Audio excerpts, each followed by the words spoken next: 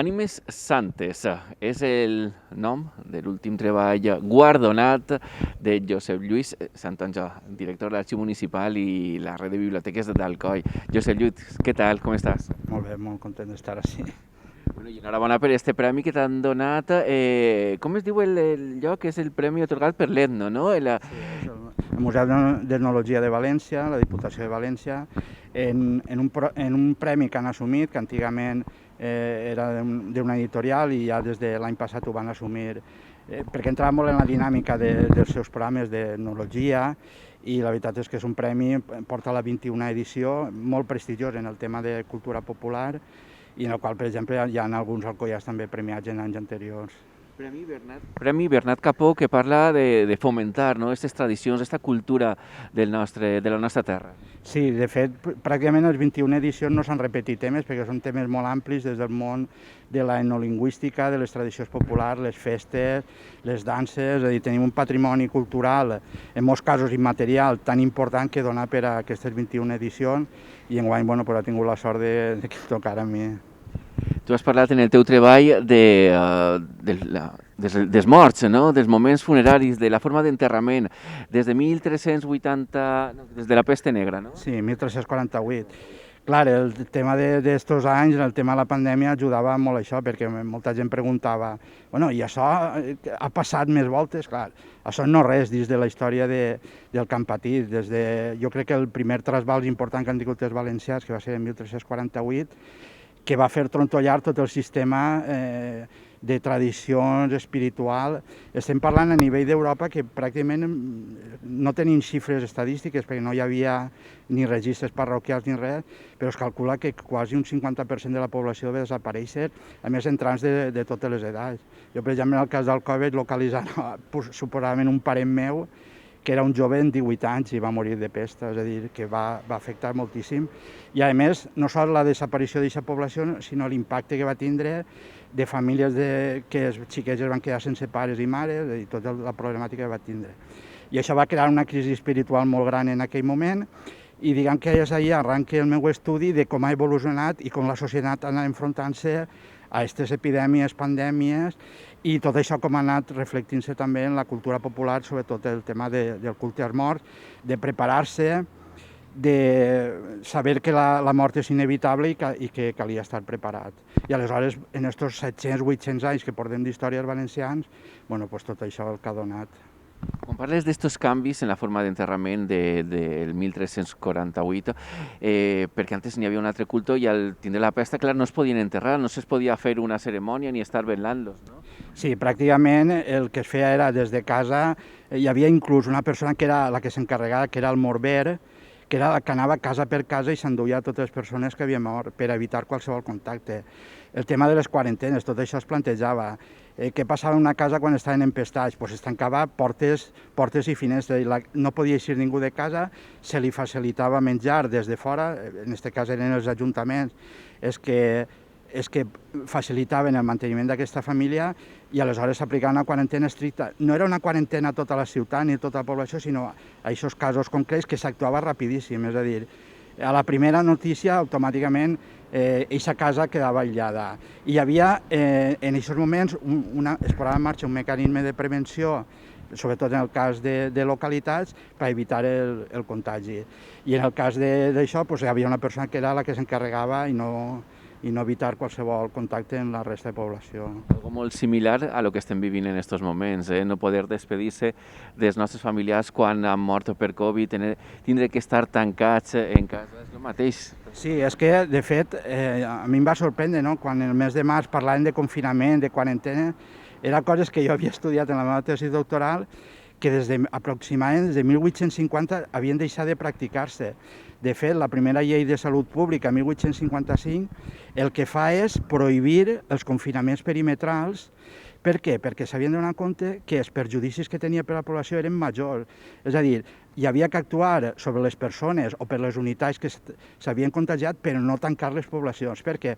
Perquè això era el que s'havia fet tradicionalment i els perjudicis eren pitjors. És a dir, tancar una població era condenar-la a morir de fam i de totes les malalties que es produïen.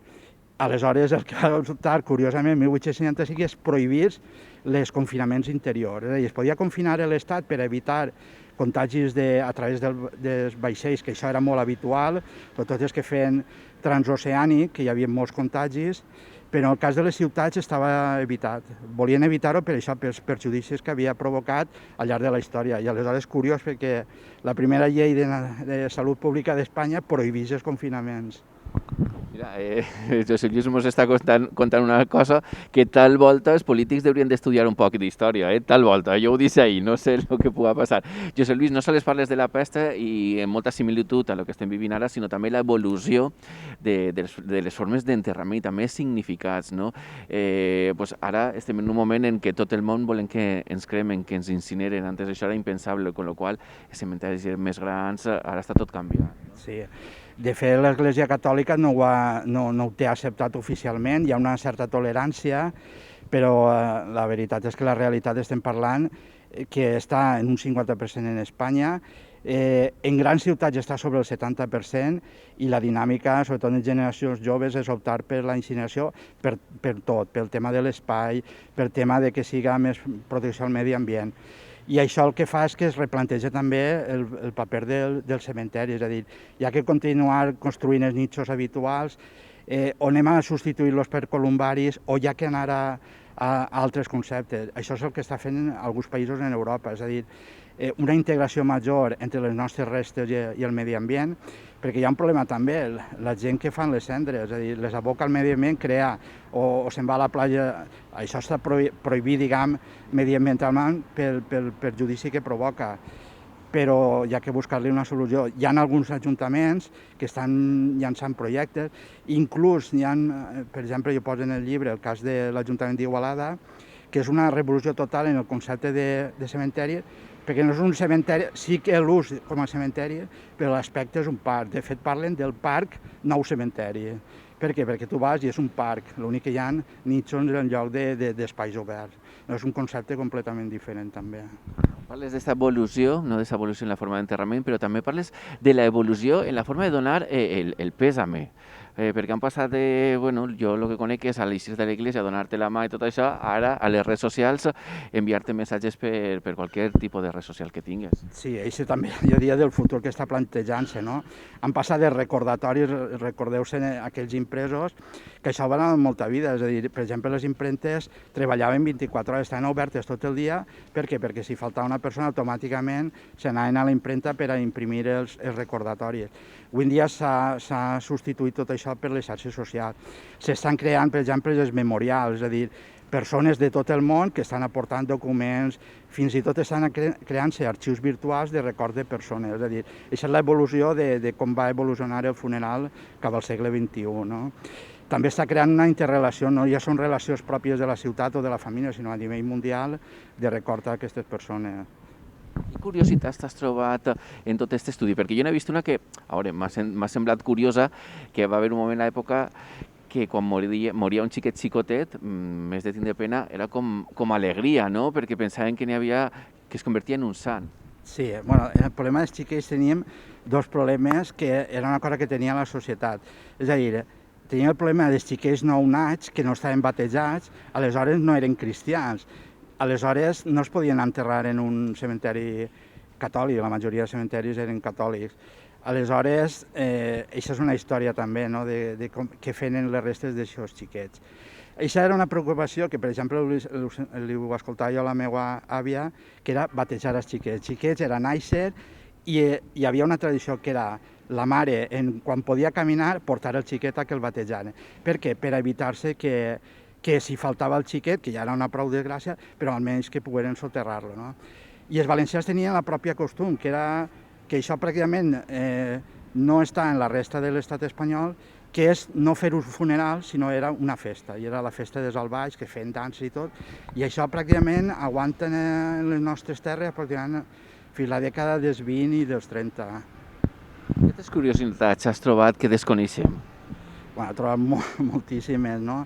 I fet, inclús que el personal del Museu d'Etnologia desconeixia, no? Per exemple, unes figures que pràcticament no tenien referències documentals, que són els saludadors. Els saludadors eren persones que les cridaven quan una persona no tenia una solució mèdica. És a dir, penseu el cas sobretot en el cas que es donava molt, que eren els que es mossegava els gossos rabiosos, no? La ràbia era incurable, aleshores aquestes persones pràcticament morien, no? Hi havia un moment que el metge deia, aquesta persona va morir, va patir moltíssim, i aleshores havia de buscar una solució ràpida perquè podia patir moltíssim.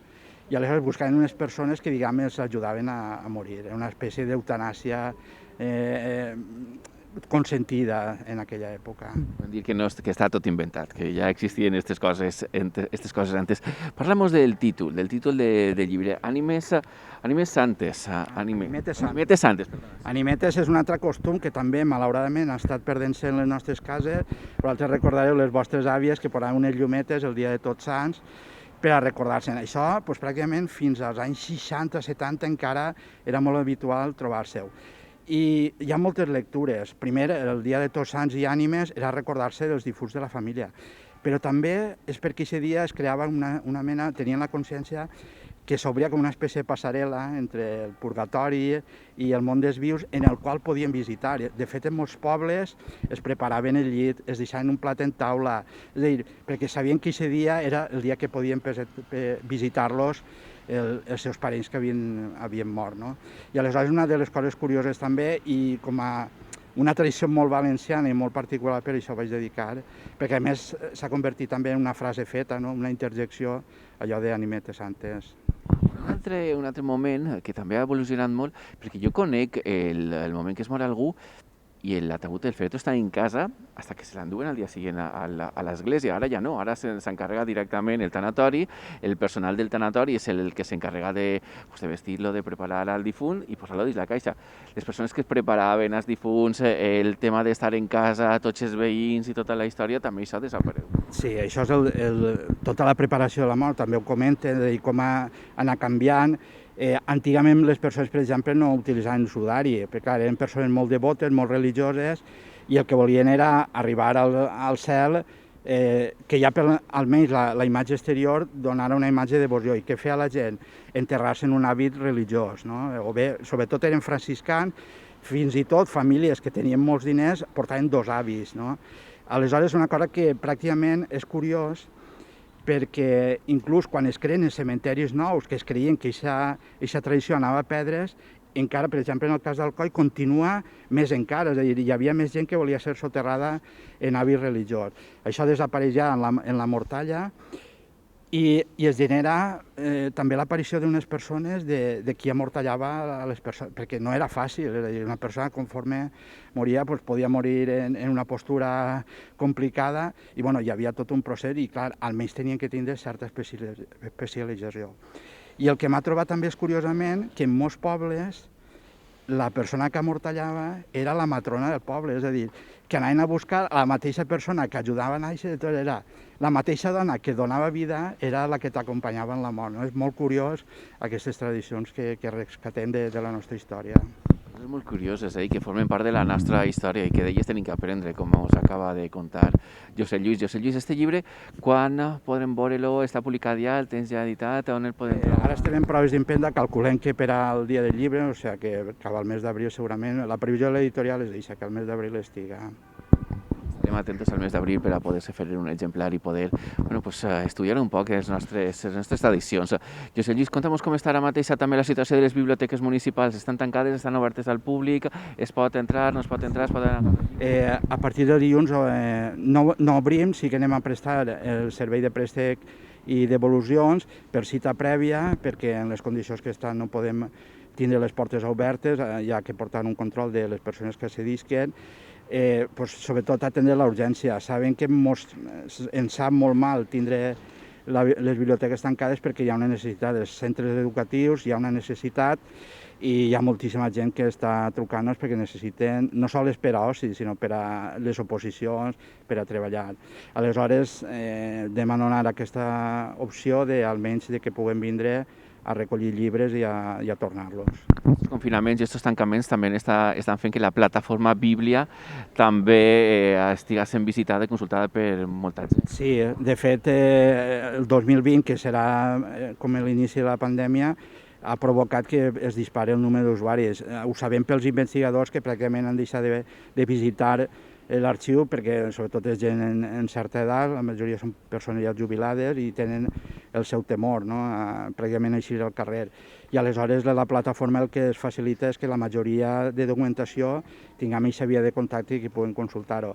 I de fet en un any pràcticament s'han duplicat les consultes, estaven sobre 350.000 consultes i l'any passat se'n va anar a més de quasi el doble. Josep Lluís, la última pregunta. La peste negra esta de la que tu parles, quants anys va durar? Bueno, va ser recurrent, això calculem... És que en realitat durava molt poc, la peste negra pràcticament durava a l'estiu, el que passa que era molt recurrent, aleshores estem parlant d'una peste que apareix i reapareix en l'estiu, era una malaltia d'estiu i sobretot vinculada a contagis que venien de fora, sobretot d'Àsia. Àsia és el focus de contagi que tenim sempre en Europa. Era per saber a veure la situació d'ara, quan li queda, perquè és un moment en què ja no podem... El moment és diferent, les situacions són diferents, però jo crec que ja tenim ganes de que tot això passi. Josep Lluís, moltíssimes gràcies, un plaer com sempre parlar amb tu, enhorabona per este premi i estarem atentos a la publicació per poder consultar el llibre. Gràcies.